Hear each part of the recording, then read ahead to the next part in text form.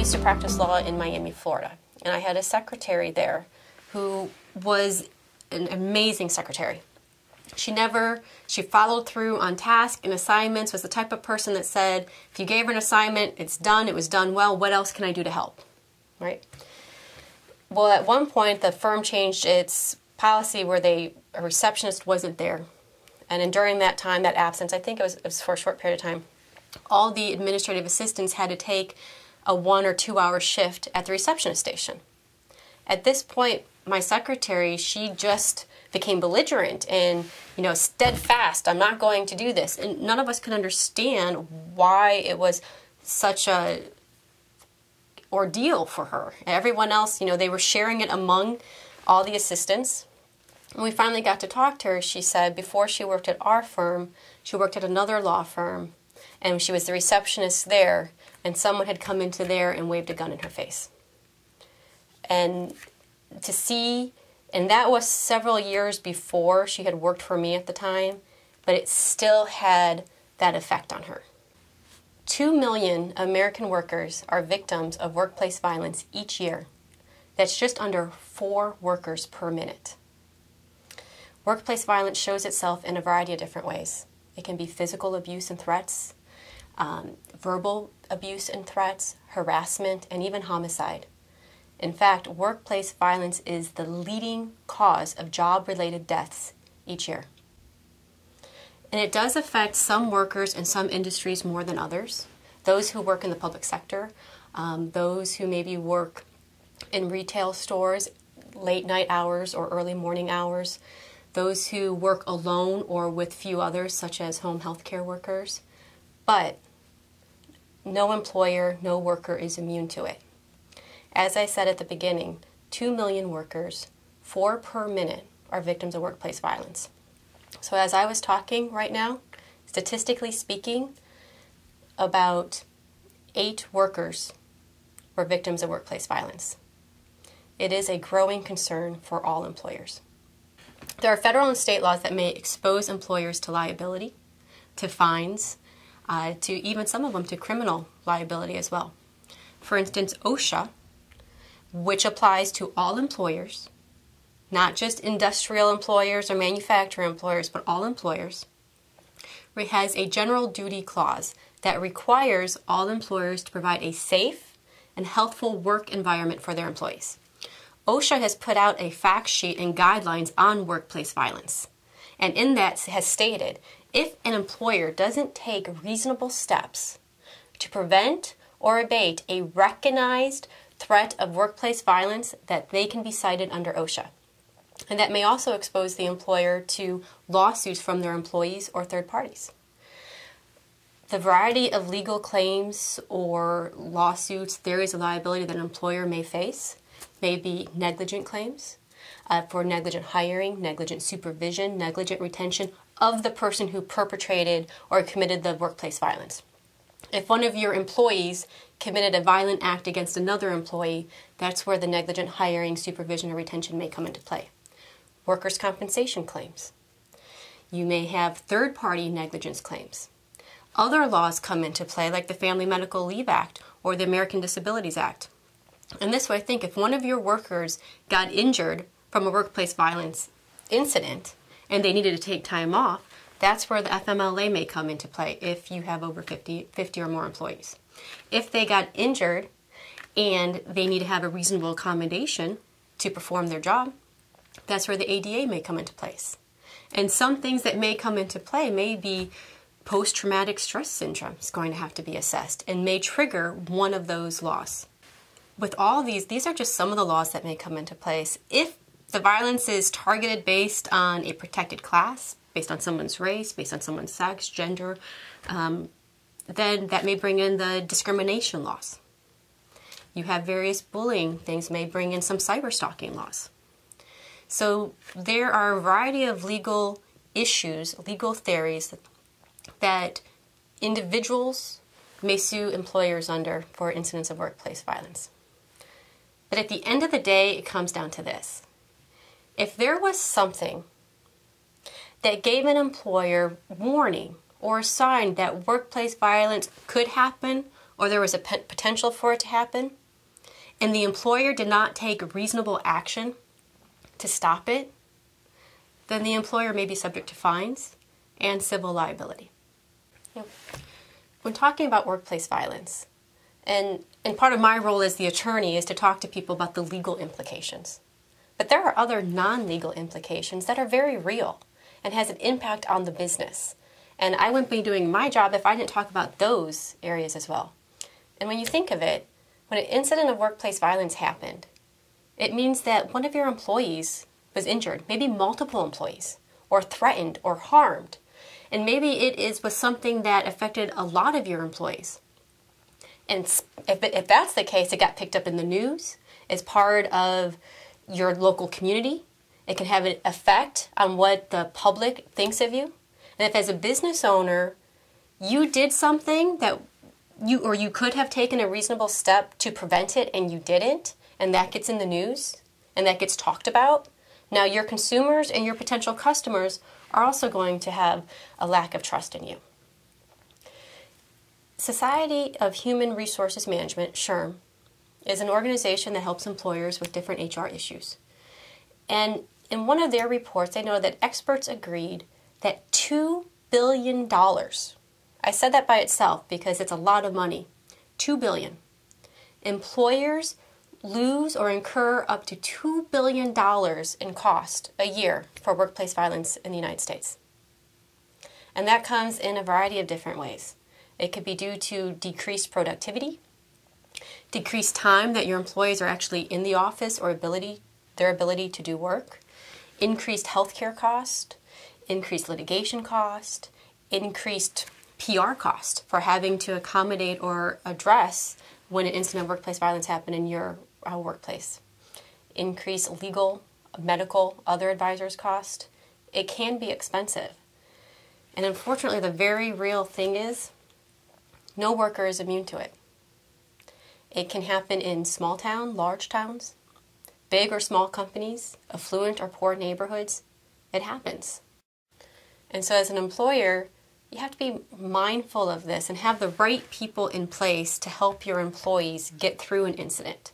Have a crisis management team. Offer an employee assistance program. Maybe bring in a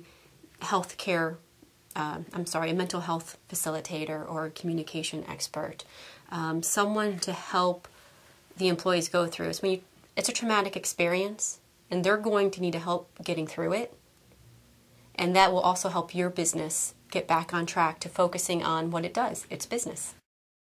This is an incident out of California. An employee had broken up with her boyfriend. So her now ex-boyfriend called the employee's supervisor, and wanted the supervisor to fire the employee. The supervisor refused, went to the employee and told the employee that her ex-boyfriend had called her. The employee notified the supervisor and said, you know what, I believe him. I think he's going to follow through on that threat. The employer assured her that they would protect her. They showed the security of her building, his picture, so that he wouldn't get in there, and said that they'll watch out for her. The next day, the ex-boyfriend called the workplace and confirmed that she was there. And after doing that, he walked into the workplace and shot her. Got past the security guard, got into the workplace where she was, and shot her and killed her.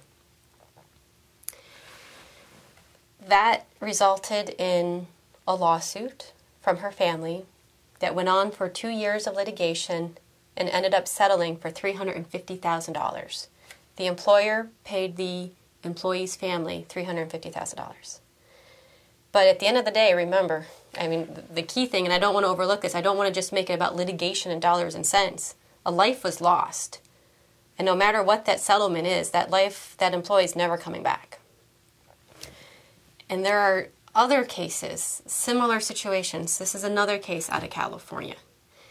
This had an employee's ex-husband had told her employer, my ex-husband threatened to kill me at work. The employer did not take any action at all. The ex-husband came into her workplace, shot and killed her, shot and killed 3 other employees, and seriously injured 6 other workers. That ended up in litigation as well. That employer ended up paying out $2 million to the different victims of workplace violence. However, in this case, you have 4 employees, the ex-wife and her 3 co-workers who lost their lives. And now I want to compare that with an employer, which I believe this employer is from Connecticut. And here's what they did. One of their employees came to them and said, I'm concerned that my ex-husband, is going to hurt me, or he's threatening to kill me, and I'm afraid he's going to do it at work. That employer worked with that employee. They gave her an advance of $350 to help a travel expense to get her out of town. She was already to the extent in this case where she was already planning on moving and already had a job lined up in another city. But it became at a heightened level, so she told her current employer, I think something's going to happen before I can move. So they gave her that $300, might be $350, to help her get the transportation out. They worked with her new employer in the other town, gave her safe haven while she needed it. That employee got away. No life was lost, and they had an out-of-pocket expense of $300. And so when you look at instances of domestic violence entering into the workplace, or any violence in the workplace, and you look, what reasonable steps can an employer do to prevent or abate workplace violence from happening? In that case, it was $300. $300 is a reasonable step that I think OSHA, I think a jury, had they not done that, and they showed that if they had done it, let me backtrack. If they didn't do that and the employee was there and got injured or got killed, and it was later shown that only $300 could have prevented it, that employer probably would be facing the same type of liability as the first couple employers that I talked about. Workplace violence isn't limited to guns or active shooters. You would think of a hostile work environment, a harassment claim, verbal abuse in the workplace is also forms of workplace violence. Or it can be. And that may involve a sexual harassment claim where a supervisor or another co-worker is groping another employee, is stalking another employee, is harassing them verbally or physically. Those in the legal court system or a lawsuit may be captured as a sexual harassment hostile work environment claim, but they may also be workplace violence. So the point is that it doesn't just take one look, someone coming into your workplace with a gun. It takes many forms. And that's something that employers need to be mindful of. Florida has a law that it's commonly referred to as take your gun to work law. I want to take a moment to talk about this because people do use guns to commit violent acts in the workplace. And we want to have employers be able to take reasonable steps to protect their employees and protect their workplace, but they have to make sure those reasonable steps do not violate Florida's Take Your Gun to Work law. Prior to this law happen, a lot of employment lawyers, myself included, would advise our employers to have as part of their zero tolerance for workplace violence, no employees were allowed to bring guns in the workplace or in their car in the parking lot. Because when you think of it, you don't want if an employee goes into a rage and they're so angry about something, you don't want them just to be able to walk to their car, maybe that's 10 steps outside of the building, and get a gun while they're still in that rage. So that was the rationale of that policy. After 2008, when this law came into effect, if an employer still had that policy in place, they would be violating the law. Because one of the things that law does is it protects the employee's right. If they are lawfully allowed or lawfully possess a gun, they're allowed to keep it in their car. And the employer can't prohibit it.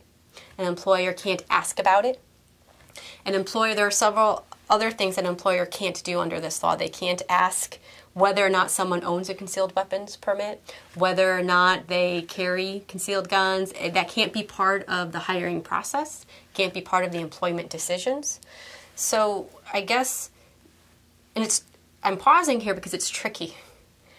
Employers, throughout this whole segment or talking about workplace violence, I'm re-emphasizing over and over again, take reasonable steps to teach yourself and your employees about workplace violence.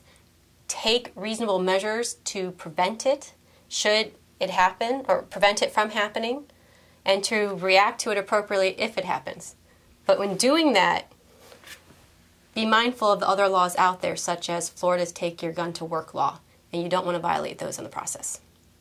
So there are some fundamental steps that employers should take in connection with workplace violence. Now, when we're looking at what is reasonable for an employer to do, what policies that they can have in place, should have in place to help minimize or prevent workplace violence from happening, let's look at what those reasonable steps are. One, it is training your supervisors, your managers on the warning signs of workplace violence, on the policies and procedures your business has in place should it happen, so that they can, and you also want to train your employees. You want to train them on warning signs. One warning sign would be, in several cases that happen in domestic violence, an employee coming to a supervisor and saying, you know what, I'm concerned that my ex so-and-so is going to hurt me at work. That's a red flag. If you see an employee going into signs of depression, being withdrawn, being easily agitated, being easily overly and overtly aggressive, that's a sign.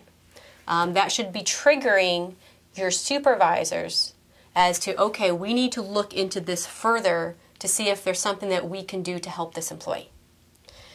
And you have to train your employees when they see those things to report it, and they need to know who to report it to.